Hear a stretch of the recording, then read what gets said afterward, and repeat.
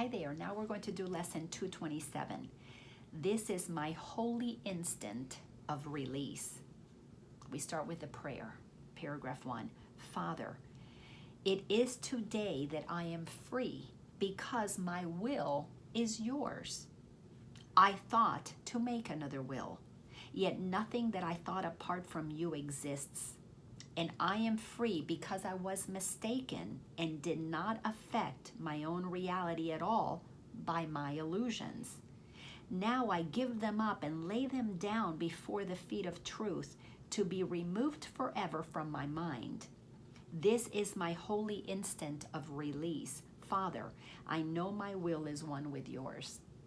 This is again another statement where I recognize that I have created the illusion that I have a will other than God's, and I created a lot of suffering for myself, but I'm going to release it. I'm going to lay it down at the God's feet, let it go, and accept that I am as God created me.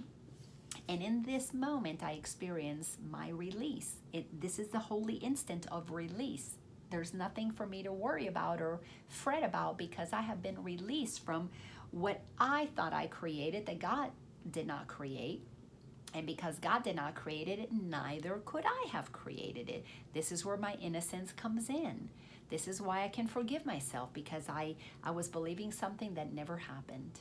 Never happened. Because I cannot change the world that God created. I can lay over it an illusion, but once I don't lay that illusion, it disappears. And where is it? Where can I go find the insanity that I created? It's nowhere to be found. It's just in my mind.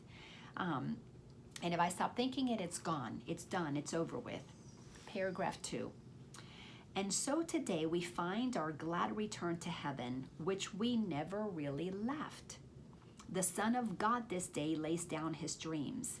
The Son of God this day comes home again, released from sin and clad in holiness, with his right mind restored to him at last.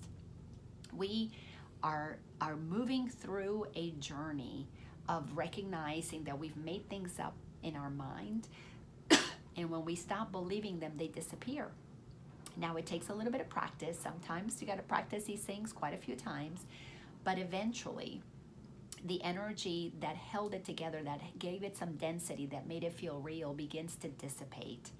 And you are left with nothing but love in your heart. You're left with nothing but awe that you are so powerful that you could create any perception you wanted to create and have that experience. However, in your power to create that experience for yourself, you could not change the world God created. When other people participate in that experience and we all join in suffering, we have a collective experience. So we may have to have a collective undoing of those experiences, but it does not change the world that God created. Isn't that wonderful news? To help us move from this place of recognition that we are holy and we can be released from our suffering just by choosing to align ourselves with God, because this is my holy instant of release if I so choose it to be. Thanks a bunch, and I'll see you in the next lesson.